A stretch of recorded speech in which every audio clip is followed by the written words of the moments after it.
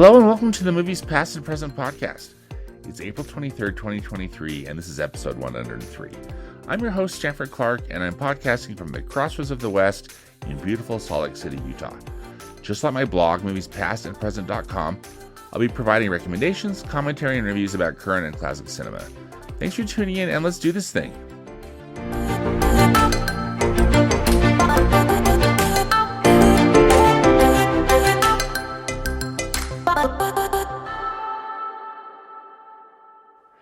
This episode is dedicated again to my Disney 100 movie watching project.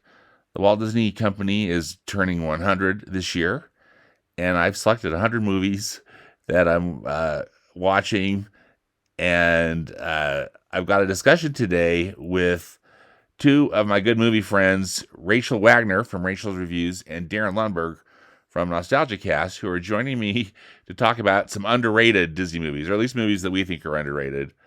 It's always a fun conversation with Darin and Rachel, so here we go.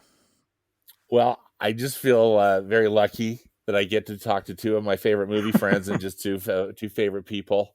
We've got Darin Lundberg and Rachel Wagner on the program. Hello. Hello.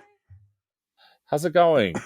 Doing great. So glad to be here. Surviving all the wet weather that we're having. Why? Well, the three of us all live in Utah, and it's been the craziest winter. Didn't we hit the record of the most snow? I saw that since the 80s.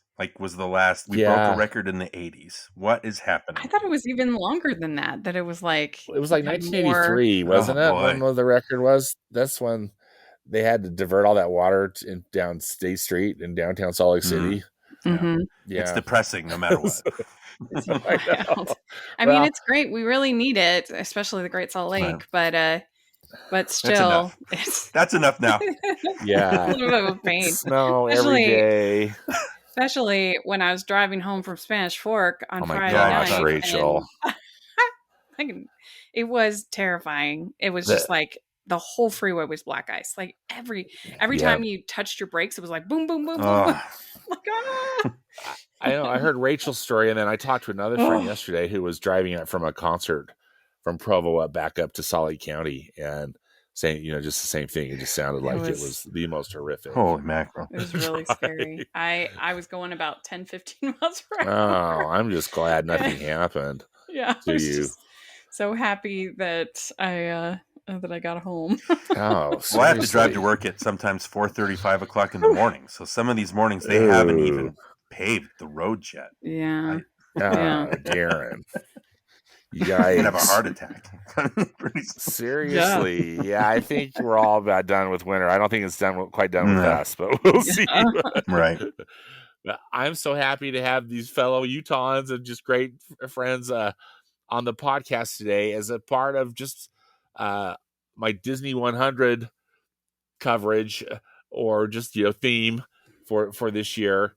The three of us have picked 3 films which we view as underrated as far as Disney goes. So basically, I guess there are top 3 underrated Disney films. So thought this would be fun to maybe talk about some titles that maybe we haven't thought about for a while, or just different titles to introduce to others, or just also just fun.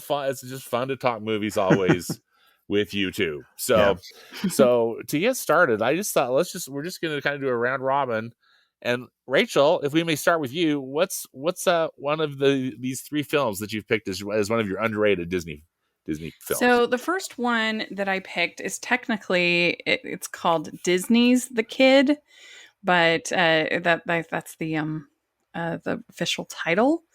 But it's called The Kid, and I think it's very underrated. It's very, I don't feel like you ever hear anybody talking about it. And it's like such a good story, not only because of the characters and the story, the plot, but also for what it makes you think about in your life. Like, the whole idea is that you have Bruce Willis as this ad guy. And that is classic. Like, if you want a bad man of business in a Hallmark movie or whatever, you make him in advertising. Soulless advertising. But he also he also helps like politicians like rehab their image and stuff like that. And he doesn't care. He doesn't care about other people. He has this kind of girlfriend that he's rude to. Lily Tomlin is great as his secretary. Yeah. She's really funny. And one day he sees this kid in his house, and figures out after some really funny scenes that it is the, I think, 12-year-old version of himself. And I think that's a really interesting thought bubble experiment, to think like, what would the 12-year-old versions of ourselves think about us? And there's a great line, probably the most iconic line of the movie is, I don't drive a plane. I don't have a wife, and I don't have a dog. I grew up to be a loser.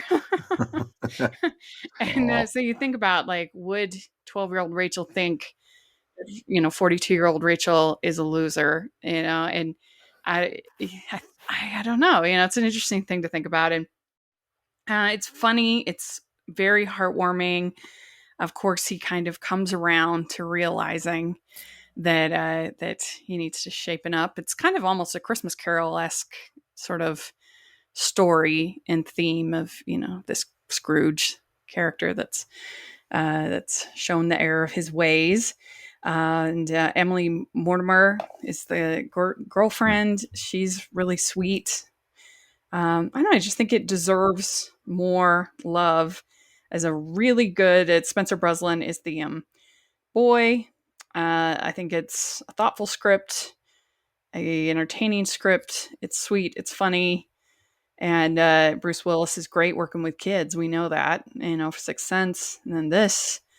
So I really like it, and I just feel like you never hear talk about it. It's got Jean Smart in a meaningful small role. She's always great. So have you guys seen this? Yes, I saw it. I think when it first came out on video. Yeah. I'm not sure. I think am I that big a fan of Bruce Willis that I just saw everything with him in it? Maybe it was just back in the days where we just saw everything, but I just remember it being very charming. It's Bruce Willis is a very, speaking about all the stuff that's been happening with him lately, he's a very charismatic actor. Like he commands the screen. You're right. It's kind of a sincere kind of thought process kind of movie about where we'd be, where we're going, that kind of thing. I just thought it was, I don't have any bad feelings towards it. It's a very good, solid movie, I think. Yeah, directed by John Turteltaub, who Phenomenon, right? I think he did. Yeah, Phenomenon. Yeah, and While You Were Sleeping, While You Were Sleeping, which I love. National Treasure. Did he do National Treasure? I think he did. He did. Interesting. Mm-hmm. Okay. What do you think of it? Have you seen this one, Stanford? I think I saw it, once in the theater when it came out. I believe it 2000. Yep. Mm-hmm. Is that the year on that? Yeah, 2000. And thought it was pretty charming. I always thought that the title was weird, that they were, like for us, like Disney's the kid. Yeah, it is but I can't remember. I'm trying to remember. Did that have something to do with Charlie Chaplin? Yeah, I'm not sure why that would be confusing. Yeah, I mean, it is kind of funny because then it feels like they did nothing with it. Yeah. They brand it as their own, and yet just kind of like Marvel's The Avengers, because they don't want to be associated with that terrible Ray Fiennes, Sean Connery movie. Exactly. No, not that Avengers. It's okay, whatever. But I remember thinking, that it was, pretty charming. I like John Turteltaub's style, and I thought that, if I'm not mistaken, too, I think he directed Cool Runnings. Probably. From 93, but definitely While You Were Sleeping, that's one of the greats. But he did Cool Runnings. 3 Ninjas. Okay. Oh wow. Okay. Nice.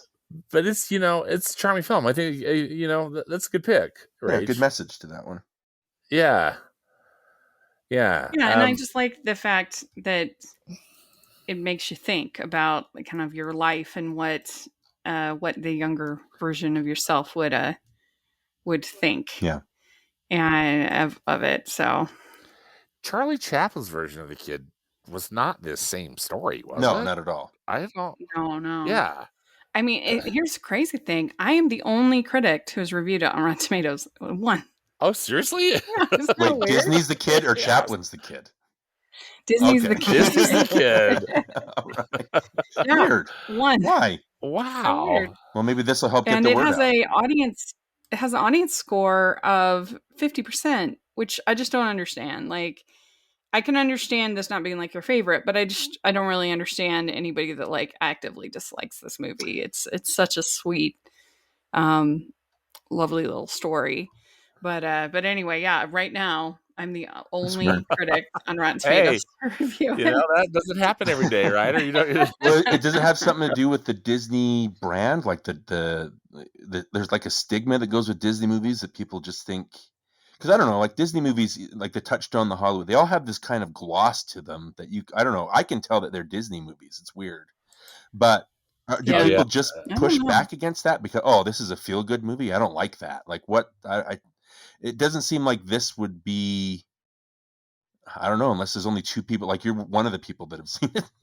Maybe the other person didn't like it. I don't know. Like why would they? You say just because it's so underrated that nobody's seen it or knows about it. This is true. This is like a classic, deserved case of underrated, because people say things that it's like, no, there's actually like it's getting almost so underrated that it becomes sort of overrated at a certain point. Weird.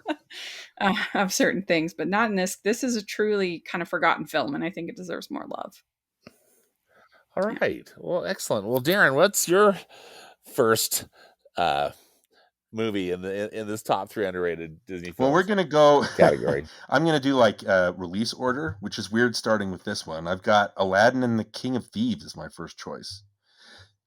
I know it's it wasn't released at theaters, obviously, so it's an odd choice that it was a direct-to-video thing. I think the Aladdin TV series, this served as like the unofficial series finale to it, like the end of the series and did this. Okay. But the big thing, obviously, with this is they got Robin Williams back as the genie. So there's, just the interesting backstory. I don't know if you guys you've probably seen Return of Jafar, right? Which was like, I can't remember if it was like either just a pilot to the TV series or if it was compiled from episodes of the TV series.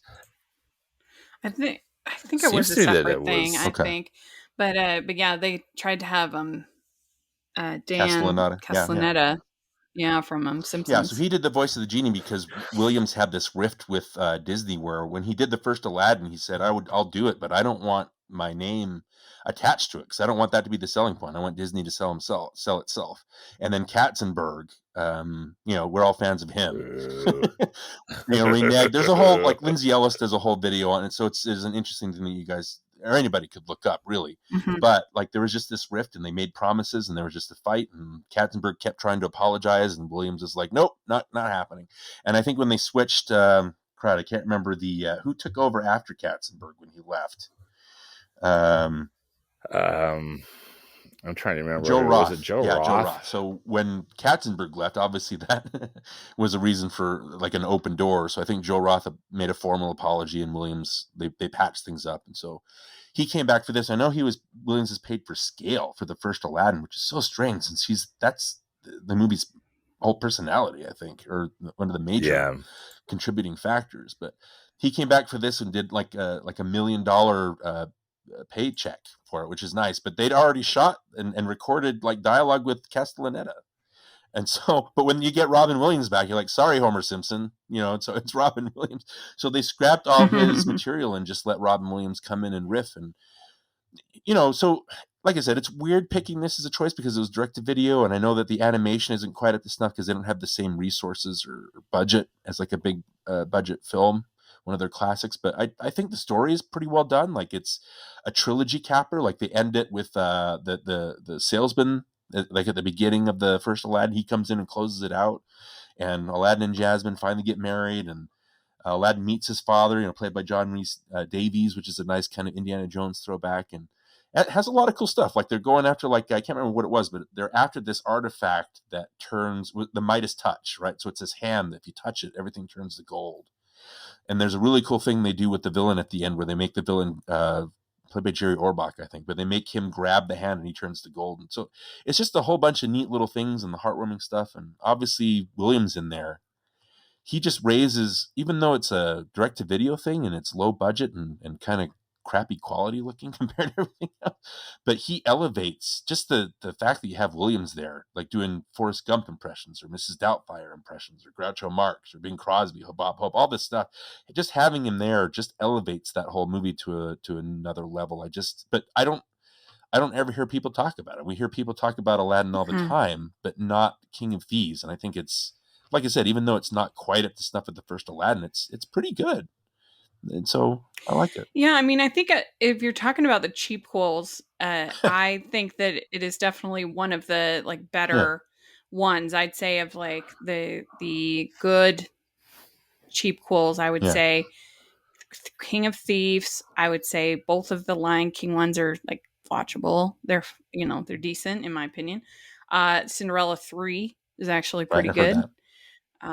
Yeah, it's pretty good. And they have in Cinderella 3, they have Lady Tremaine get the wand, the fairy godmother's wand, and then things go back. She goes back in time, and so that Drizella gets the that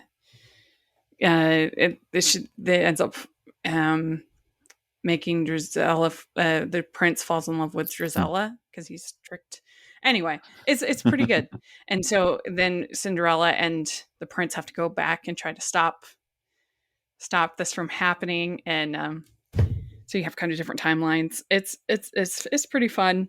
What other ones are like decent? I mean, both of the Little Mermaid ones are like not great, but like watchable, I guess. That would be probably the end of my list. Well, I think it's a case of, like with me, like as long as the story engages me, I'm more forgiving of certain things. Like I don't know if you look at like a Superman 4 or Star Trek 5, like the story isn't engaging enough for me to overlook the shoddy special effects work.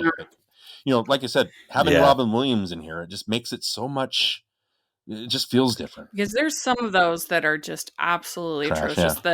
The Hunchback of Notre Dame 2 is terrible. Mulan 2 is terrible. There's a lot of the Fox and the Hound, because it's a midquel and they go to this like country carnival. Interesting. And because they're still small and friends. And it's terrible. So it is nice when you get one that was actually, you feel like there was some effort and they actually tried to make something. I think the Kronks, we talked about that with Micah, our guest, that the Kronks New Groove has some effort. They tried. So anyway, I can see that. Our friends over at Rotoscopers, they really like King of Thieves. If you listen to their episode, they are very excited about it. What about you, Stanford? You haven't said anything. I appreciate you bringing this up. Most of the cheapquels, I just frankly just pretend that they don't exist. I mean that's not healthy, but it's just like I can't even believe that they I mean I can't believe that they made them, and I think it's in part because they were just such they earned so much money, right? Didn't like the Return of Jafar just like break every record as far as it made something? I think it was like a $5 million budget, and with the 15 million VHS tapes, so that's like a profit of $295 million. Yeah. Well, it's hard to tell because a lot of them were sold in tandem with the original. Right. Okay. Interesting. Just kind of fluffing their numbers, right?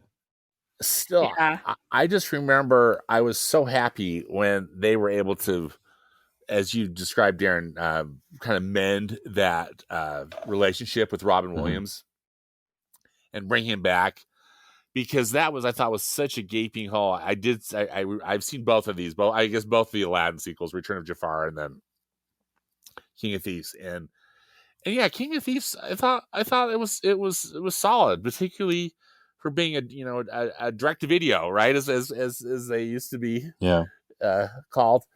and John Rhys Davies, as you mentioned, is a cool addition, and I remember thinking that the story was satisfying, and just as you said, it's the animation in these is not up to par with the stuff that comes out of Disney feature animation, right. But it's not trying to be either. Well, the one thing that I've noticed the older that I get is I look for sincerity in a lot of, like, if a movie's sincere, I'll appreciate a little bit more. I think we all have our opinions about the live action remakes, which I think I've told you guys, I've just sworn them off. I can't watch them because they're just, it's excruciating. I support that choice, Darin. But these cheap cools, I love that you called them that, Rachel, but it's the same thing. It's like, it's a cynical exercise. They're just in it to make more money off of a IP, right? And so I've avoided them like the plague just because I don't have time for insincere stuff. And I've heard Cinderella 3 is good, so I've been meaning to catch that one. But again, it's one of those things where it's a Disney sequel. I don't know. But having Robin Williams back was the big draw, and I think that's why I checked that out. And he's not faking it. He's Robin Williams in that. And like I said, like, the animation's not as, like, Eric Goldberg, like, keeping up with Robin Williams improvisations in the real Aladdin is amazing. And so it's not like the animation's not quite there for this, but Robin Williams is there and he's funny. He's really funny, and so that's what kind of elevates that. So, well, excellent, and a good choice. And again, underrated, right? And maybe even forgotten in a lot of places. So I think that both Return of Jafar and King of Thieves are on Disney Plus. Yeah, I think so. I think so. Yeah. So might be worth checking. I think the kid is. I was just going to ask you, Rach, is the kid on Disney Plus? I feel like I just recently heard that it was added, but let me check. Why would it not be? Because the name Disney is in the title. I can understand, like, Disney's Pulp Fiction not being on, you know what I mean? Right. Well, speaking of something that's not on Disney Plus, my first pick is the comedy, the live action comedy, The North Avenue Irregulars, from 1979. I remember seeing this in the theater as a kid and loved it. And every subsequent chance I get to watch it, I really enjoy it. I recently rewatched it, for this podcast. It's not on Disney Plus, so I watched it. I've got a DVD of it. But this movie, I just think is a really smart Disney comedy. It fits within the realm. I mean, you just see it and it instantly feels like a Disney comedy. But I always just thought it was I don't know, maybe a little smarter. I don't know what the right word would be. And some of these, I mean, it still, relies on a lot of physical comedy and kind of silly gags, but it's about this church. It's the North Avenue Presbyterian Church, and they get a new pastor. I think they call him a pastor, in the movie, but he is played by Edward Herman, and he quickly finds out that there's some serious gambling going on in the city, and he really wants to take it down. And so he brings in six of his parishioners, six women who are an unlikely group of crime fighters, and maybe not really equipped to do the job, but they go about trying to take down this gambling ring going on in their town. And I just think it's an absolute blast. Now, Darin, you just watched this. Was this your first viewing of the North Avenue Regulars? No, well, long story long. Like, when my mom got married to my stepdad, who I've just referred to him as dad now, but when they first got married, like, he had a whole bunch of VHS tapes. Like, you guys remember VHS, right? Like, you could record like Absolutely. 3 different speeds, like a 2-hour speed, which is high quality, 4 hours, which is less than 6 hours, which could record like 3-4 movies on it. Yes. One of the movies that he had was North Avenue Irregulars. It was on one of these tapes, and I, trying to, bond with your your stepfather. Like, I watched some of the movies, so I know I've seen it. That was back 1990. So it's been about 30 years. I know I'd seen it before, but I didn't remember anything besides I didn't mind it. Like, it's one of those things like you put the VHS in and then what is this? And then an hour and 40 minutes later, like the credits start rolling. You're like, oh, that wasn't too bad. And so I don't know. There was another podcast that I recorded like a couple of years ago, and one of the movies that we watched was Midnight Madness. Yes, which that is the weirdest movie. It's awful. It's awful. Oh, it's terrible. It's bizarre. It is so bad, and it's so. Is that Disney? Yeah, it's Disney. It was like the first PG, and so when they re-released. I remember working in Suncoast Video, and that was one of the movies, like Happiest Millionaire and Midnight Madness, and a couple of the movies they released, and finally Disney got over themselves, be like, yeah, this is PG, and we released it. So, but yeah, Midnight Madness was just terrible, and so. Again, putting North Avenue regulars, I think I rented it off of Amazon, but I was like, I don't want this to be another Midnight Madness. Like, what am I going to do? But again, an hour and 40 minutes later, I finished. I was like, yeah, that wasn't too bad. That was actually funny. Like, it's silly. And yeah, it's Rachel, silly. I know you said this in your review of it, but it's silly. And I don't think it's, it's just silly. That's the kind of movie that it is. Right. A lot of the gags, like, Cloris Leachman, like in there, like thinking that the Reverend is propositioning her at one point, or when the I can't remember. It's one of the girls, Barbara Harris, I think. No, not Barbara Harris. She's the mom. Barbara Harris is. Barbara Harris is the mom. The That's right. No. It's mother. Karen Valentine, the Jane. Like, she dresses up as a hooker. And then they mistake her for a prostitute. And her fiance sees her. And the mom's disapproving. That's really funny. Like, My favorite part is, I love this movie. It's such a good pick. I would have picked it if you hadn't picked it. And my favorite part is when the tape recorder goes off and starts playing the Andrews Sisters, and they start singing, and then later on she says, we don't even look like the Andrews Sisters. Well, that had a lot of funny lines. I like when they were sitting at that with the burger place or whatever, and Rafferty's like, "Why didn't you tell me you're going to dress like that? We look like the Bobbsey twins." And then the other woman comes up or triplets, and they're all dressed the same. Just a lot of funny gags, and like the demolition derby at the end, and the Michael demolition derby at the end is always my favorite. Michael Constantine is the frazzled cop, where he has to get bedridden because it's causing so much stress. It's silly. I don't know. But it also has like quite a bit of heart, because these women are risking things. They're stepping out of their comfort zone, and when I don't know if we should say it, but when the tragedy happens at the end, towards the end, that you really feel for him, and you feel bad for Edward Herman's character, because he's got all these. He feels responsible for his parish and these women, and so I think it is really funny. I love when you see all of the women doing their stakeout, like you have Barbara Harris at the grocery store, and she just keeps putting cereal boxes into the thing, and then her little kids go, "What's all that? Leave mommy alone." Well, I bring up Midnight Madness because that's such a rancid, like, pointless, like, there's no real message to it, and it's shoddily made. On top of that, this isn't like the best made movie. Like, it does some things, like a lot of the gags and the stunts, like you'll see somebody drive off screen and then you hear a crash, and then the next thing you see the car is like through a building or another car. So they do this thing that I think the Police Academy movies do that a lot, where you don't actually see the gags, you see the aftermath of the gags, that kind of thing. But what I thought was so clever is at the beginning, the Reverend Hill, like, he comes in and his secretary, what's the secretary's name?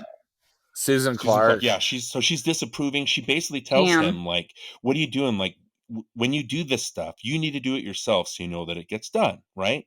And the Reverend says, but I have a feeling that people want to get involved. And then they start picking up, like, the women, like, they start getting involved. They want to do this. They want to do this thing for the church. They want to rid their town of gambling.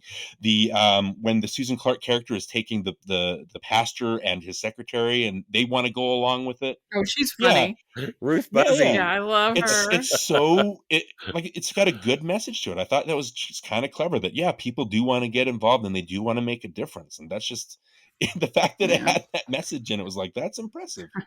Thank you for making me watch this. And I love Like, obviously, Hey, I'm glad you liked it. this is not like a gritty portrayal of organized crime, but it is pretty funny. Like when he has to take his pants off in order to go into the bedding room. Right. Only without pants. Yeah. And then, Cloris Leachman's like press on nails keep getting longer and longer. It seems like. yeah. And then again, spoiler alert, when at that point where she breaks him and she comes unhinged. Yeah. I always love that. I just think Cloris Leachman is such a fantastic actress and comedian, and she delivers in this movie for sure. If people ask me what movie I would pick for them to do a live action, well, it's all live action, but a remake on, I often bring this one up because the best remakes to me are ones that actually help people to become aware of the original film, right? That's when they can actually like do some good. And I think that there's a lot of funny female comedians that you could use in a modern version. That could be really funny. I mean, if you had, I don't know, Mindy Kaling and Tina Fey and Amy Poehler, and like you got like a group. Melissa McCarthy, throw her in there. Yeah, people like that. You could make it pretty funny, and people would. I wouldn't mind it as much as some of these others because people would become aware of this movie where they're not currently, and it would probably go on Disney Plus and all of that. Yeah. So, one quick note about Midnight Madness, if I may, and then let's never talk about it again, please. Yeah, it's so horrible. It's awful, Rachel. I hadn't either. I didn't even know it existed until. So they haven't done this, I think, actually since Disney Plus started. But Leonard Maltin used to go on Turner Classic Movies once a quarter, and he'd do a Disney night. And I think they call it like Treasures from the Disney Vault. Mm-hmm. And he and probably some people from Disney would curate like 6 films. And sometimes there'd be a theme, and other times it was just like, these are random Disney films that you probably you might not have seen. And they were, they typically would have like a true life adventure film, and then and one of the nights they showed Midnight Madness, and wow, what a horrible film. But I was. Did Maltin turn it off halfway through and say, I'm sorry. This is it. Well, what was interesting is Maltin would introduce like the first 3 films, and then the next 3 they would just show because they were late. I mean, those if you wanted to watch those last 3 films, you were staying up in the middle of the night. I mean, of course, all the stuff's pre-taped, but he only did like he didn't do an intro to Midnight Madness. Okay, anyway. I have seen it, but I haven't. I mean, I've seen the poster, but I've never seen the movie. That's funny. Yeah. Well, oh my goodness. If you, it's pretty horrible. But, I can't even say I was glad to see it, but I guess having your, trying to see everything. It's a litmus test movie, so yeah. Yeah, exactly. Anyway, okay, well, excellent first round. So, Rachel, what's your next film in our underrated Disney films? So my next one is called Something Wicked This Way Comes, and every October I do a Disney Scares Month, and this was one that I discovered from doing that. It's one that's not available on Disney Plus. They went through this like darker period in the early 70s, and where they were taking some risks, and I can't think of the name of the head of the CEO. Ron Miller? Ron Miller, yeah.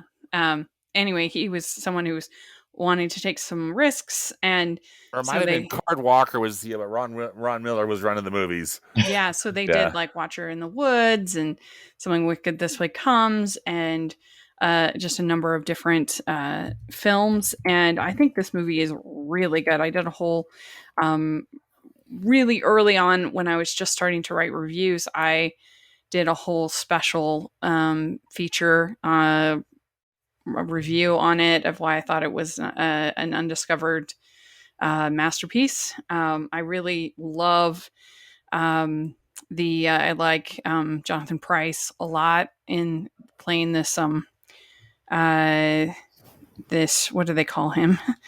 I should have let me get the IMDb up. Oh, that's right. Jonathan Pryce is in it, isn't he? I haven't seen this forever. He plays Mr. Dark. That's the character's name. He's this mysterious man who comes into town with this carnival, and in the carnival you can make your greatest desires come true. And so you have all these people in the town. There's one who is injured in the war, and he's very frustrated. But so all of a sudden he's like healed.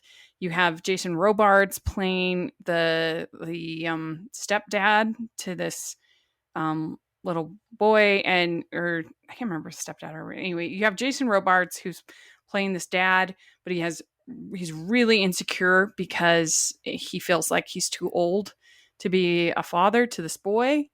And so he's really insecure about that. And then there's also this other woman who feels like she's not beautiful. And so she gets made beautiful. And so all these different things keep happening, but there's like a price to pay for every single thing that happens. And there's little boy who's at the who's the main character, these two little boys, and things get like scarier and scarier. And I just think it's super well made. It's like legitimately scary. There's lots of scenes in these fun houses, and they're pretty scary. So I don't know if you'd like it, Stanford, but I think it's really well made and really kind of interesting to think about what's the thing that you would wish for the most. It's based on I think it's based on a Ray Bradbury book, and it's just another one that people don't know about because it's not on Disney Plus, and I just think it's really good. It only has a 59% on Rotten Tomatoes, which I have no idea why. That makes no sense to me. But is this?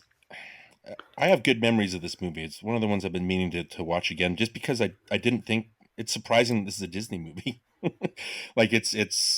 I remember just being really well because it was in that period where they're trying new things, right? I just remember it being really stylish. Like the director, he directed one of my favorite horror movies, The Innocents from 1961. I think it's Deborah Carr in it, where it's this woman that you don't know if it's her like sexual like awakening or some stuff goes on where she thinks she sees ghosts around this mansion that she's taking care of. But it's very good, very stylish, very eerie, and so I just remember Something Wicked having a good atmosphere, like especially for a Disney movie. Like it made an impression where, like I mentioned before, like you see the Disney banner, you're like, well, this is going to go in one eye and out the other, right? But it's still, I think there are images. Is there an image where it's somebody clenching his fist really tight and you see blood coming out of through his fingers? Okay, I remember that vividly. Yeah. But my question, I guess, is this one of those movies that grows over time? Like it was trying new things, but people didn't get, like they saw that it was Disney. And so they were like, well, this isn't, I don't know.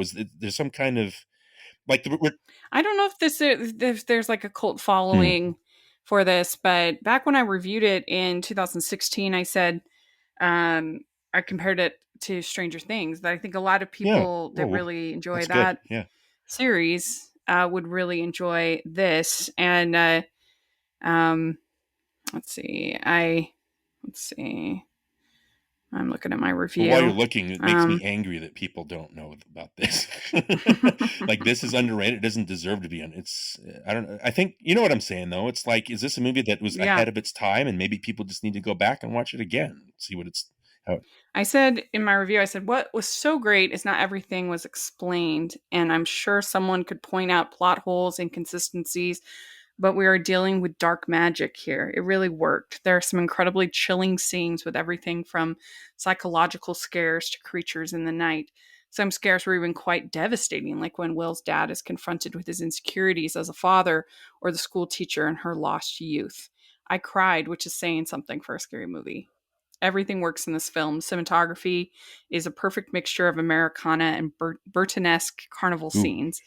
The music by James Horner is quiet when it needs to be. The sets and special effects held up and were scary, and the acting is top rate. Hmm. So I have seen this. I saw it as a kid. Oh yeah. And I remember thinking it was really scary, but not like, oh, scarred for life scary, but just like, wow, that was a scary movie. But I remember those carnival scenes were like effective. I'm glad you bring this up. I really would like to revisit this movie. I haven't seen it for many years. That'd be fun for your 100 year. Yeah, absolutely. Yeah, you're supposed. What are you watching? 100 movies this year? Is that what the plan is? 100. I curated a list of 100 Disney movies, Darin, that I'm watching just as for a fun project. But it's also kind of a work in progress, so I might have to sneak this one in because because some of them are just more like I remember liking them as a kid, but I haven't watched them since I was a kid. So this could be. Is it on Disney Plus, Rachel? Or it's not. So you have to. Okay, we're making all these really hard. Another to find, really underrated. Really underrated. Disney Plus people need to start adding some of these movies. I literally, you can go make requests, on the website, on the Disney Plus website for movies you want them to consider adding. Have Watcher in the Woods. Yeah, on Disney they really Plus? should.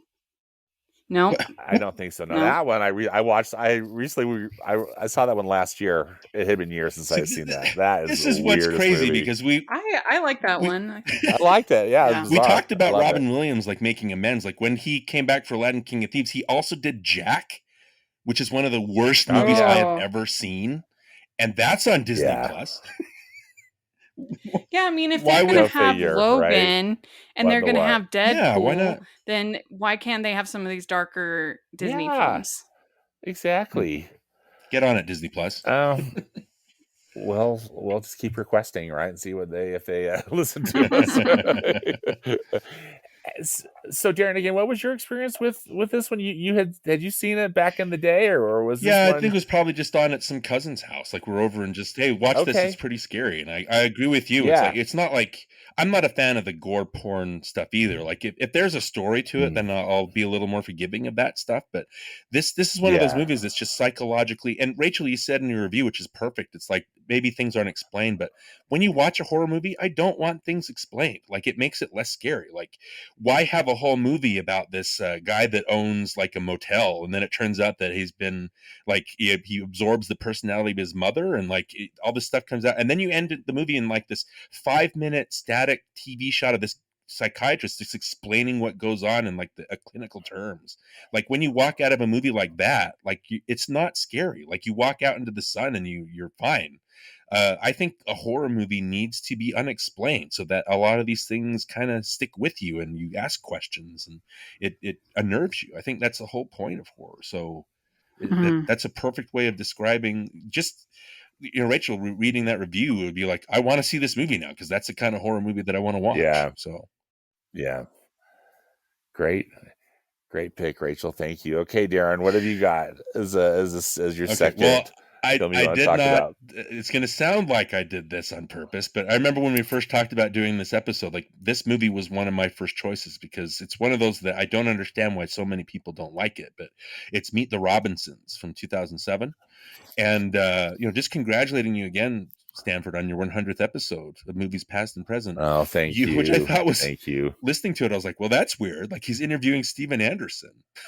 Like I want to talk about Meet the Robinsons. And so, we talked about when we did our episode about DreamWorks, and we talked a little bit about Rise of the Guardians, and that's another William Joyce book.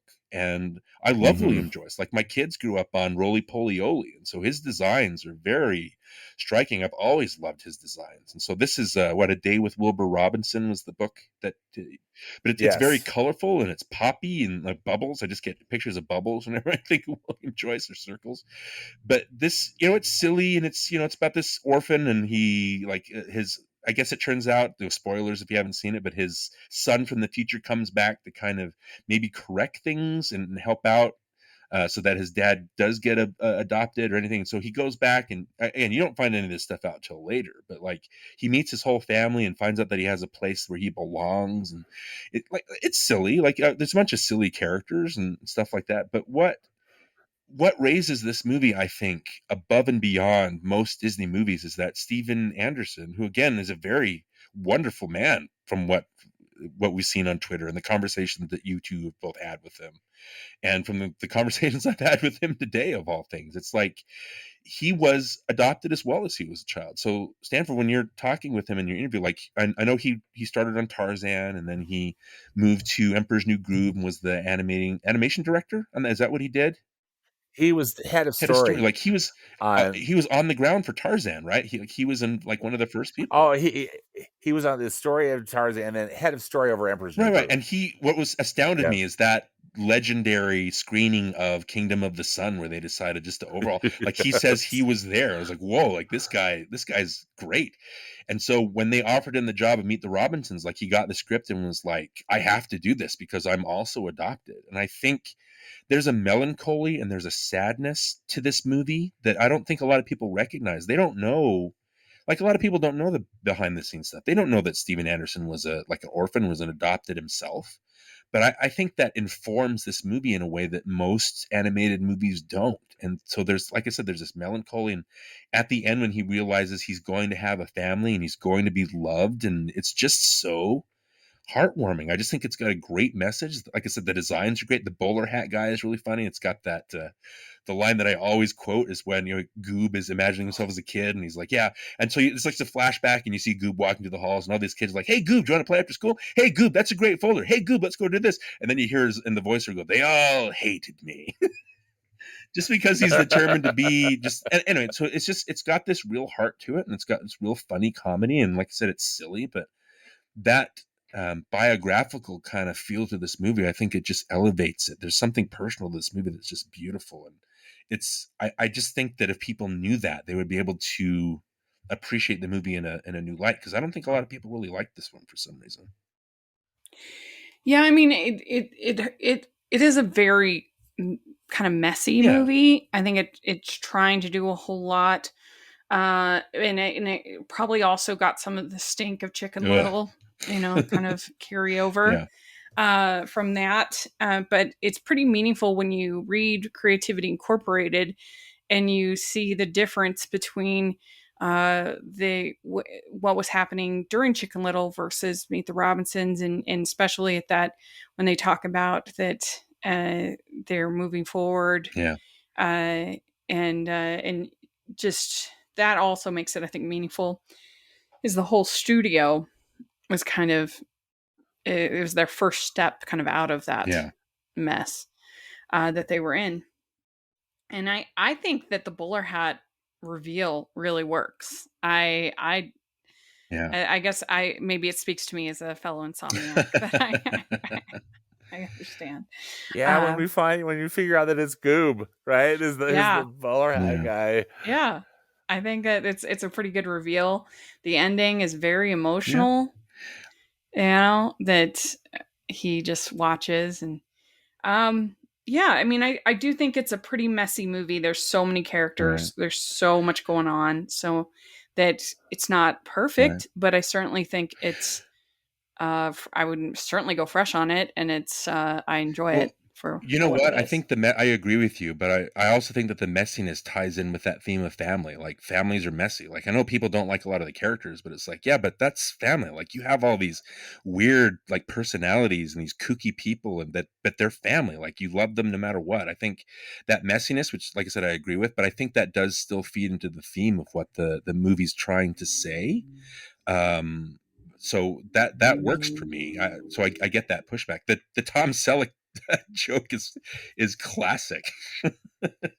How is like Wilbur's like, what does your dad look like? Oh, Tom Selleck. And then it turns out at the end that he's voiced by Tom Selleck. It's just such a clever, just a bunch of clever stuff. But yeah, it is messy, but it's well meaning, and like it just means a lot. It has a big heart. And it does have a big heart. And I was so I learned a lot from my conversation with Steven Anderson about it, because I was seeing it a lot through the lens of the Creativity Inc. book, that Rachel brought up, just because, and Steven mentioned this, that the leadership just prior to Ed Catmull and John Lasseter at Disney was really dysfunctional. And I think they were making it really hard on the filmmakers, I think that it sounds like, from what Steven was saying, is that they really had to fight to keep stuff in that they thought was going to be important in the film, even though they were getting notes from this dysfunctional management team to take stuff out. And I appreciate it.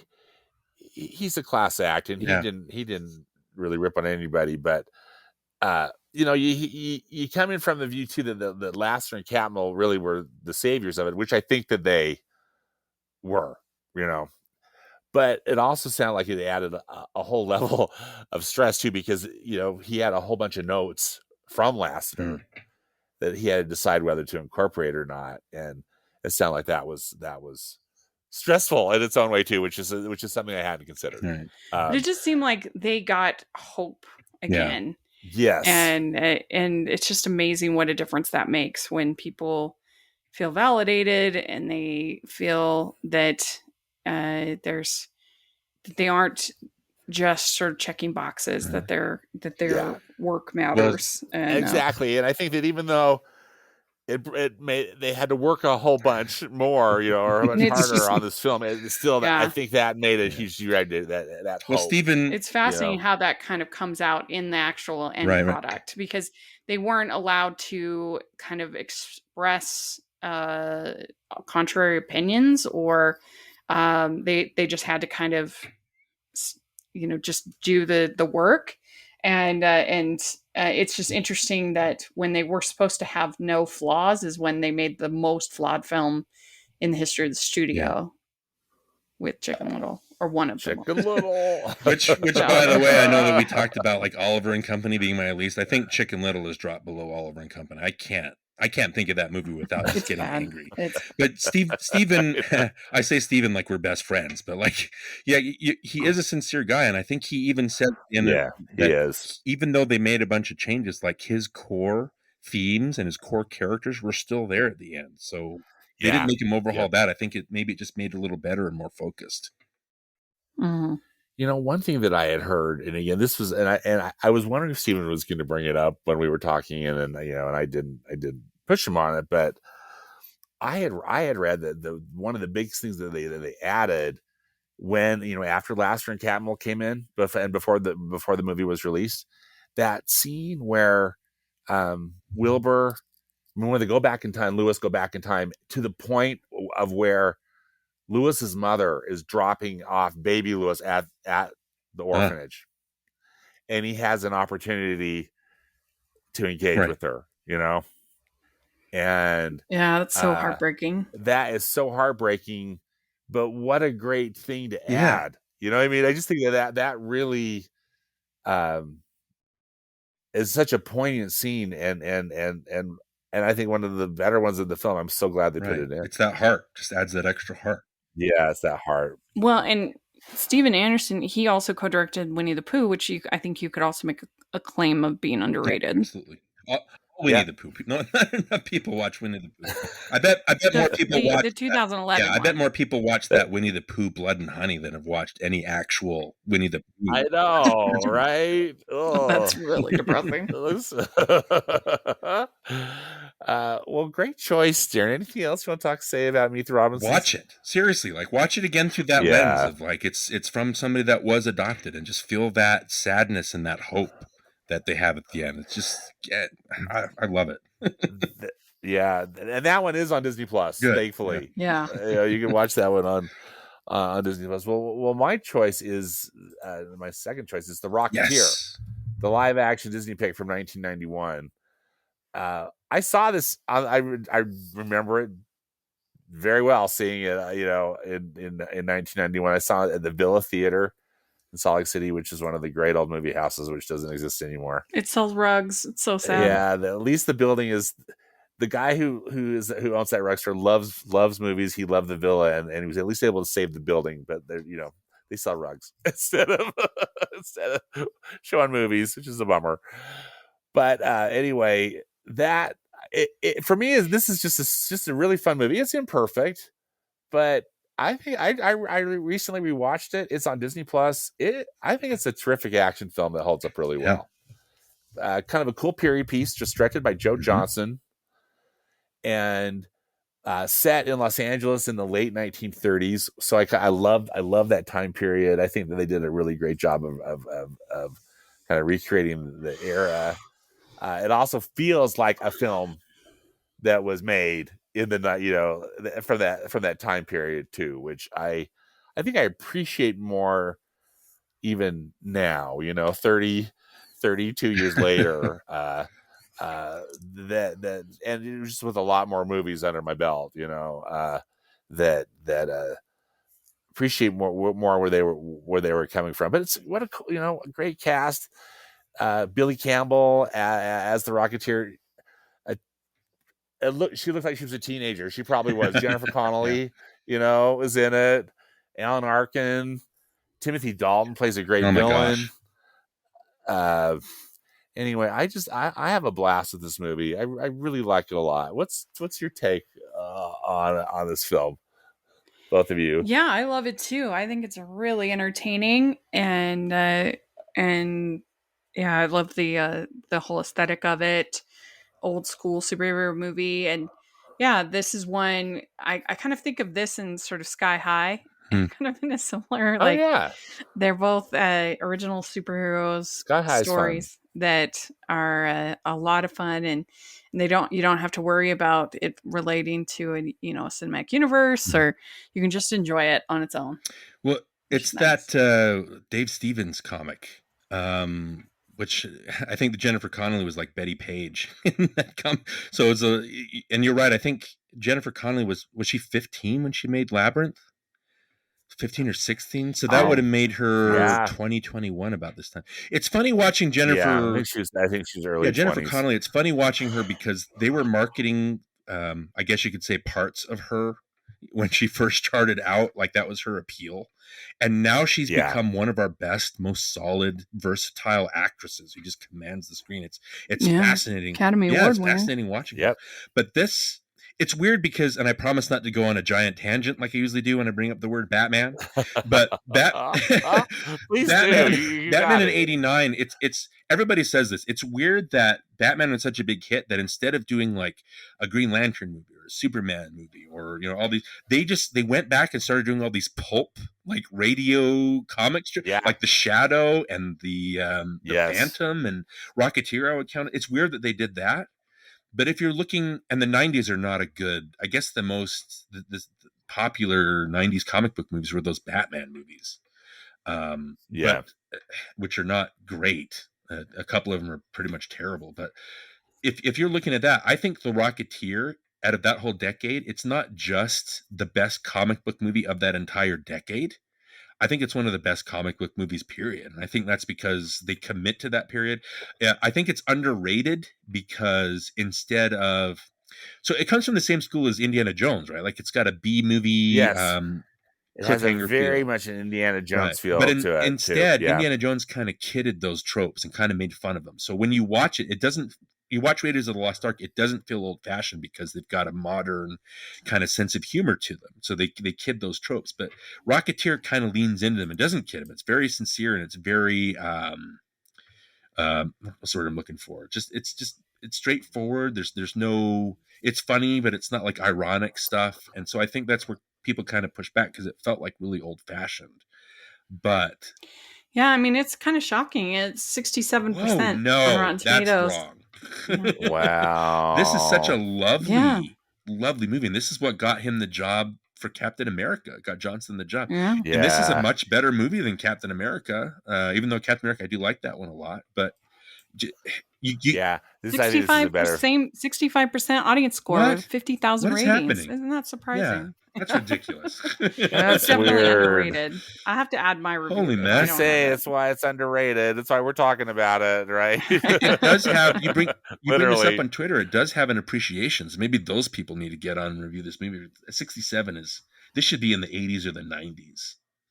Definitely. It's ridiculous. And then it's funny too, Stanford, because the woman that plays the the South Sea singer, Melora Hardin, she was also in North Avenue Irregulars. North Avenue Irregulars. I'm so glad you brought that up because the Reverend's daughter, I saw that right? too, and I Yes, I had forgotten that. I was wondering if you did that on purpose, but it's better that you didn't. I know, that was just a great little connection. And then, I didn't really realize, I didn't know anything about her until The Office. Yeah. And then look at what she's done. She's great. And in The Rocketeer, she plays the nightclub singer, and she's terrific. I think that's even her singing, right? Yeah, as I recall, that's her singing. Wow, okay. Yeah. Oh, that 67 makes me angry, Rachel. Me too. Frustrating. Wow. Now I have to review it because I need to. Thank you, Rachel. Need to add my... Yes, you do. All right. Well, so back to you, Rachel, then, for our number 3 of our top 3 underrated films. Yeah, so I wanted to pick one of the canon films because Stanford and I we reviewed the whole canon and which one I think is underrated. And there are a number I could have picked. I could have picked The Many Adventures of Winnie the Pooh because I think it's just sort of dismissed as a something for little children when I think there's a lot more to it than that. I think the 2011 Winnie the Pooh. There's a couple others that I would say Frozen 2 I think is underrated. But I think I would go with The Great Mouse Detective because I think it's very entertaining. It's very well animated. You've got the very beginnings of the computer animation in there. It's like legitimately scary. I think the Ratigan's a great villain, very funny. Vincent Price, great voice work in there. It's at 76% on Rotten Tomatoes. And it's better, but still not certified fresh. So I think it should be higher than that. I just think it's a very entertaining film. Really, the only thing I guess I don't like about it is the mouse stripping scene is not my favorite. Rachel, you got to tell the story about it. Yes. So we love, in my family, we're a big Sherlock Holmes family. Particularly my dad loves the Jeremy Brett masterpiece, Sherlock Holmes from the 90s. If you haven't seen that, it's very good, very entertaining. It's like an old-fashioned, version of Sherlock Holmes. But we love Sherlock Holmes in our family. And so we really enjoyed this, and we watch it quite a bit. And when I was reviewing the canon for the first time, I was watching this movie, and I'm like, what is this scene with this mouse stripper? I don't understand. And Let Me Be Good to You song. And I called my mom, and she was like, oh, yeah, we always skip that part when we were little. And so I'd never seen that before. And so I was kind of joking. I'm like, it's called parenting. But yeah, I think this is really entertaining. And it's kind of a shame because you think of all of the cheapquels, like that this would have been the perfect one to actually make sequels of. You could have a whole bunch of different cases, and it would have been easy and fun. But it just shows that there was no demand, for it wasn't seen as one that would be profitable. So they never did.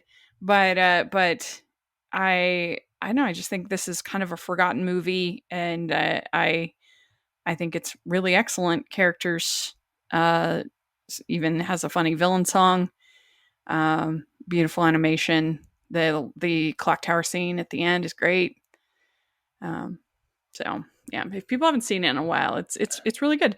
And it's John Musker, Ron Clements, who would then go on to make The Little Mermaid in 1989. Which is not underrated because it's so good. Here I am just continuing to fanboy over Steven Anderson. But in that discussion I had with him, he's writing a really interesting book that talks about the history. It's basically the dark years of Disney from 1966 when Walt died to 1986, which is when Michael Eisner and Frank Wells and Jeffrey Katzenberg really started going. I think Eisner, Wells, and Katzenberg started at Disney in 1984, if I'm not mistaken. but this book is going to go from 66 to 86. And Stephen talked about, go ahead. Sorry. I was just going to say, well, The Black Cauldron came out in 1985. And so I think that this movie got kind of mixed in with that as far as like animation isn't successful. Animation is they're kind of down on animation.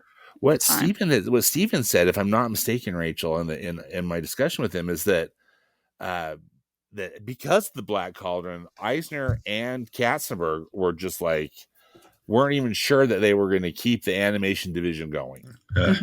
And I did ask him about that, the Katzenberg cut, Rach, and Stephen Anderson hadn't seen it.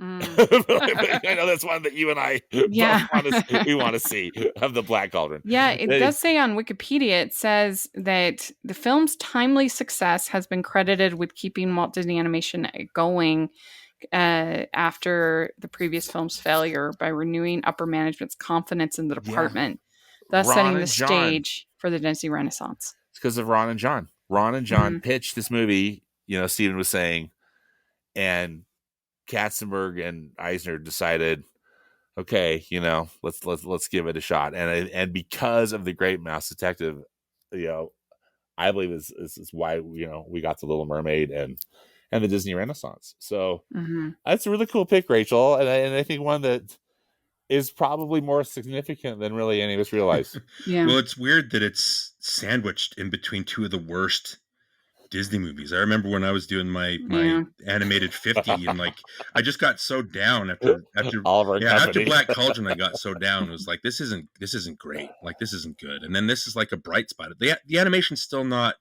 Little Mermaid level yet, but it's a bright spot. After Black Cauldron, it's like, whoa, like this is what we're talking about. Even though I think American Tail came out at the same time as this, because they were obviously Don Bluth was competing, so you had two mouse-led movies kind of competing with each other, but it was successful enough, Rachel, like you said, that it kind of bolstered there.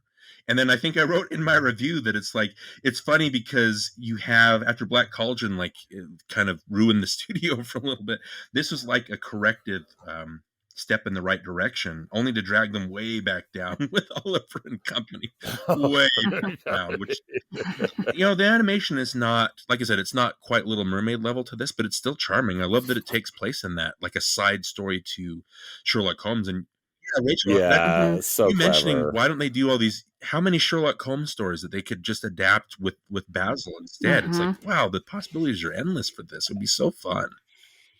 Yeah, in the introductory scene when Flavisham is abducted and the little girl is has to watch this all, it's terrifying. It's very scary, and so especially these days where Disney's so scared of being scary or having any kind of villain at all, it's refreshing to see.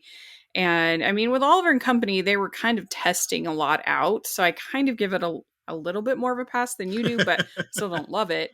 But they were kind of, it was sort of, they were testing music, they were testing musicals, they were testing adapting a classic story, different things. But yeah, I think this one just kind of has been forgotten by time, and I think it's good. Well, one of the go ahead, Darin. I'm sorry, I can't not keep bad mouthing Oliver and Company. I agree with that. It's just so strange that you have Great Mouse Detective, which is great, and then Oliver and Company, which is opposite of great, and then Little Mermaid, which is like even better. So it's having Oliver and Company in the middle there just makes it look worse. One thing too for me with the Great Mouse Detective, I remember the first time I saw it in 86, I was so dazzled by that climactic battle in Act 3 inside Big Ben. The CG animation, right? One of the first time. Right. That was the first time that Disney was using that CG the pixels thing they call it, right? It looks so cool. And I think it still holds up really well. I think it looks just amazing. Well, I think when you do like innovations and stuff like that, that's always going to stand the test of time, because if it breaks rules when it starts off, it makes it timeless in a way, I think. Yeah. What a great pick, Rach. What? All right, Darin, what's your number 3? Okay, so I was debating because I wanted to do a live action one, right? So I was debating on whether to do this one or Return to Oz, which kind of, I don't know if I mentioned that one during our Something Wicked This Way Comes, but I think those would make a great double feature because of Disney trying to. And, I was looking at a list of all the live action ones, and the only ones that really impressed me in there were Something Wicked and Return to Oz, just because they're so stylish. And they've got, and they stand above and be apart from most of the other Disney movies at the time. But we already covered Return to Oz for one of the episodes of NostalgiaCast, so I didn't want to talk again about it. If anybody wants, they can go listen to that. So, and again, I don't know if this is underrated. I remember asking you guys, but I wanted to talk, since I already talked about Return to Oz, I wanted to talk about Tron Legacy. Just because I know it's, like I said, it's getting, said before about Rocketeer getting resurgence. I think Tron Legacy, there's a lot of people that are more and more appreciating it. But I think what makes this movie underrated is all the stories about how it underperformed, even though it made a lot of money for the studio. It didn't make enough to warrant a third Tron, which I think they're setting you up for. Having Cillian Murphy in there, obviously, is you don't just have him in a movie just to be in it. You're setting something up for that. But underrated, and again, this is a Joseph Kosinski movie, his first movie, which after Top Gun Maverick, I wanted to talk about that too, just about his trajectory. But I don't know, I'm not a fan of the original Tron. I think it looked dated from when it first entered the scene. It's this newfangled stuff, but it just kind of looked cheap and weird. I know that's kind of maybe heresy, but the look of the problem with Tron Legacy is it looks and it sounds like the soundscape and the music are great, but I can't tell you what the plot is. I can't tell you the names of a lot of the characters. I don't all that stuff is so mundane, and you've seen those story beats so many times before that I think this movie would benefit if it was made into a silent movie with the Daft Punk score where there's no dialogue and you can just discern whatever plot you want from it. I just think that this movie it's dazzling to look at. It's just gorgeous. From it switches to the IMAX format when it goes to in the computer world, but all those and Olivia Wilde's eyes are probably the movie's best special effect. But the whole movie is just so, it's like I said, it's gorgeous to look at, and it's just to soak it all in and soak in that world. I love that, even though the story's mundane. Does that make sense to both of you? Absolutely. That's what I thought that the story was weak, but the visuals were just mesmerizing. Yeah. So, like I said, it'd be better if you could turn off the plot. The dialogue. Just can we have the music only version? That'd be great. I think. I don't know. And I don't know.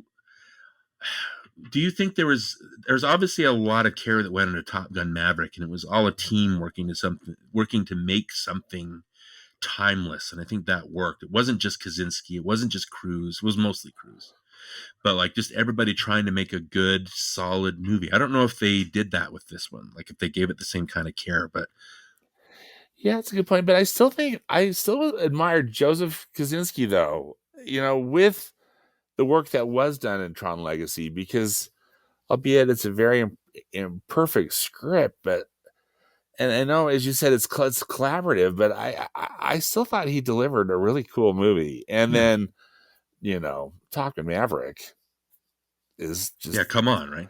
Fantastic. Yeah. So that's, if we had to get Tron Legacy to get Top Gun Maverick, great. But I think this, I don't know, Rachel, what do you think? Is this a visual dazzler for you? Oh yeah, it definitely looks great. The story didn't do a whole lot for me. I was just kind of they were just focusing on the visuals, not the script. But yeah, I still would definitely, I think, recommend it.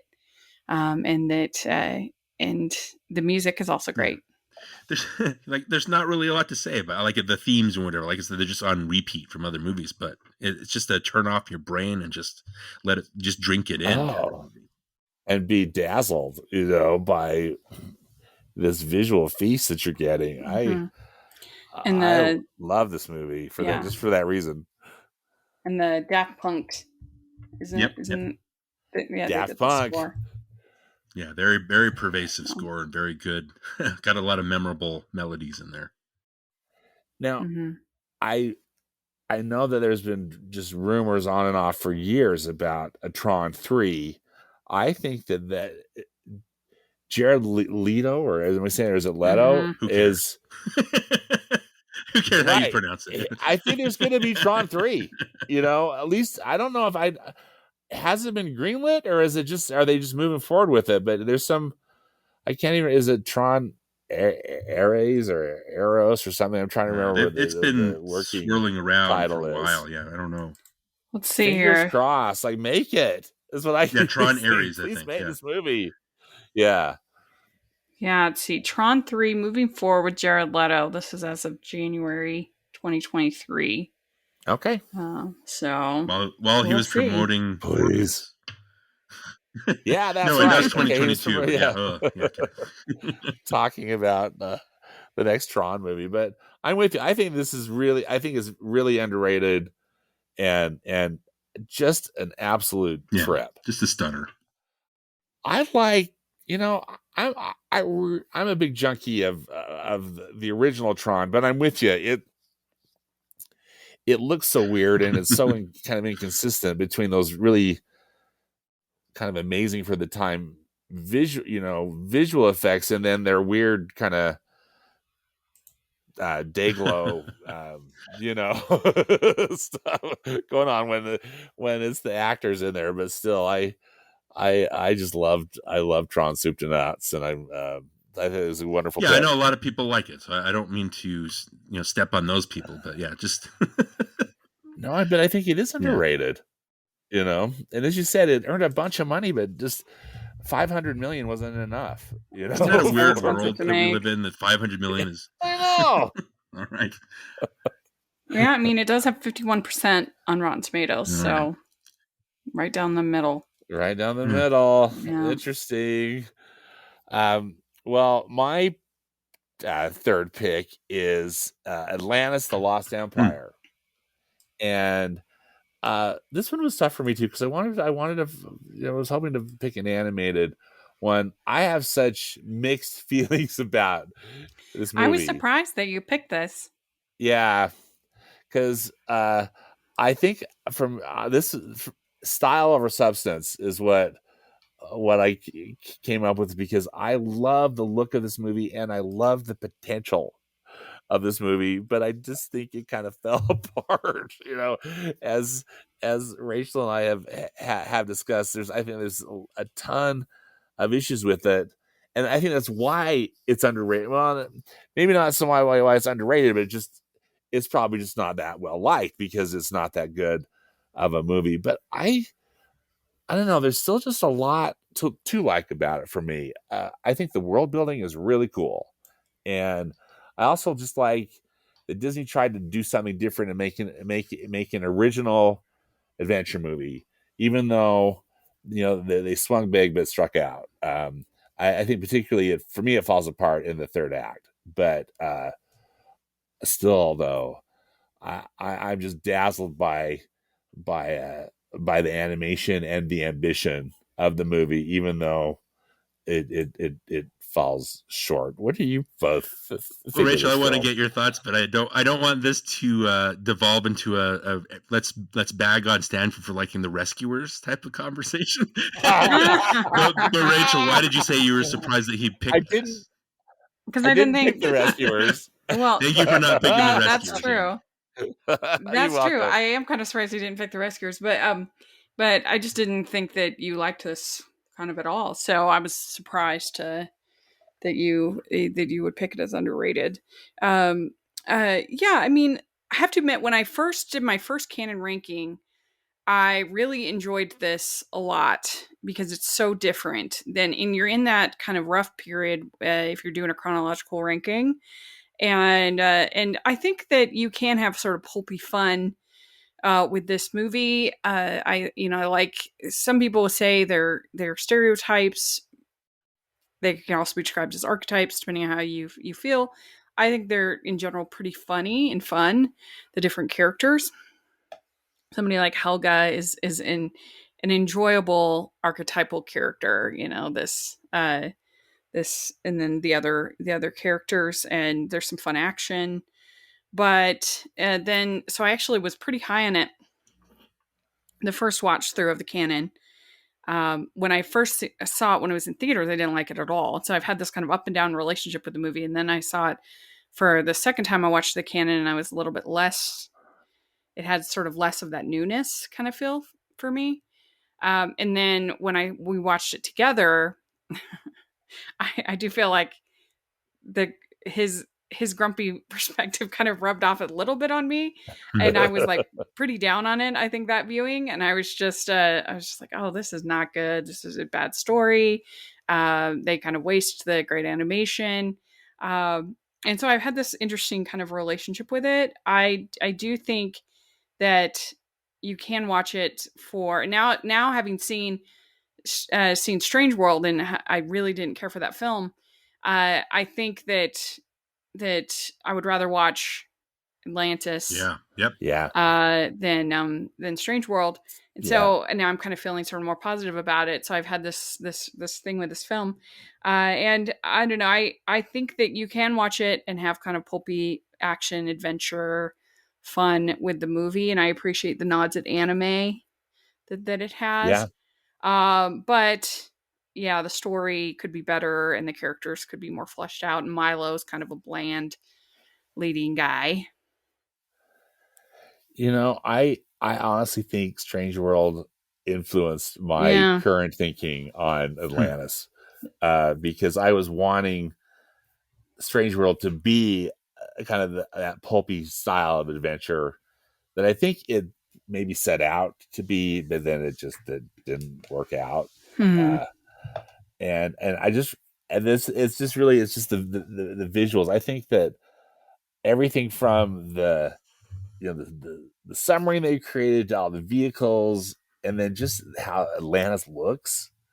I just, anyway, for whatever reason, the pendulum has swung to be more positive, because I agree with you. I have been grumpy about it, and I think my grumpiness is really rooted in disappointment. Yeah. But it's got the Mike Mignola kind of, it's a striking look. Mike Mignola, like angular shapes, like their hands are huge, like Hellboy kind of shapes on it. Yes, I don't mind this one. I think I gave it like a B- or a C+ when I reviewed it when I was doing my own run through. It's the two things I'll say about it is this is a stealth remake of Stargate. Like, it's got the same kind of story beats, and the the Milo character is the same as the Spader character, and it's got like the rough and tough army guys, and so it's definitely a remake of that if you look at the little story beats.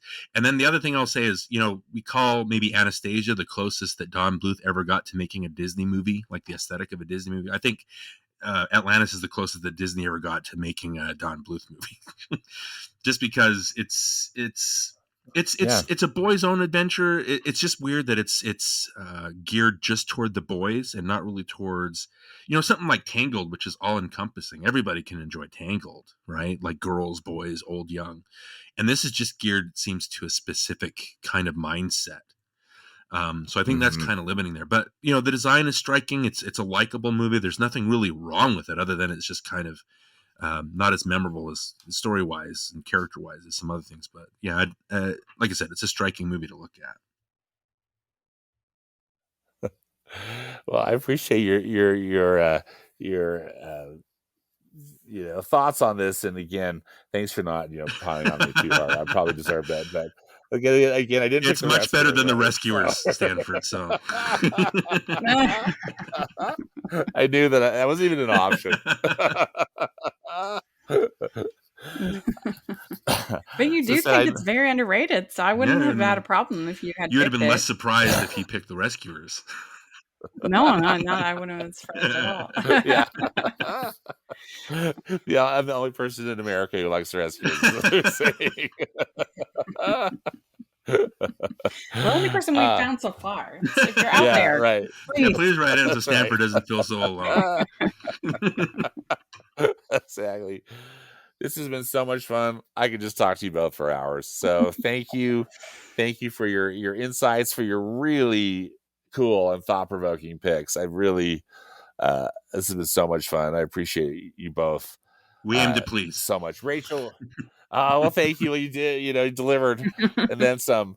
Rachel, where can people find you on social media? Yeah, you can find me at Rachel's Reviews, all over social media, iTunes, YouTube, and on Rotten Tomatoes, and at the Hallmarkies Podcast. Hey, Darin, where can people find you online? The best place to find me again is on Twitter. I'm just at DW Lundberg, NostalgiaCast. We're in the middle of our season that I don't know if it's ever going to end because we're having so much fun talking about 90s movies that we love. So still trying to find a way to get you both on. We're just trying to figure out because we've got so many people and so many episodes in the queue that I'm just trying to look for an opening. So I'd love to have guys. Thank you, Darin. Count me in for any time. I love your podcast. Love the work you guys do. Appreciate it.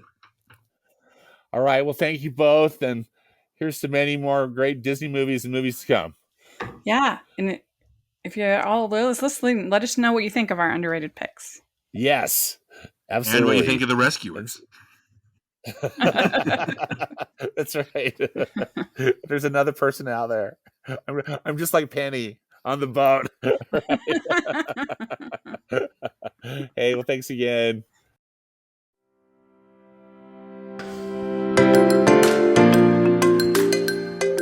Well, that does it for this episode of the Movies Past and Present podcast. Many thanks again to Rachel and to Darin. Again, links and more information about the movies discussed in today's podcast can be found in the podcast notes on my blog at moviespastandpresent.com. Subscribe to the podcast on Apple Podcasts, Spotify, Google Podcasts, and Stitcher. Links are also on the blog. And follow me on Instagram. My handle is at moviespap. As always, I hope you will enjoy some good movies this week, whether they be from the past or the present. Thanks again for listening, and until next time, be safe out there and dedicate yourself to the truth.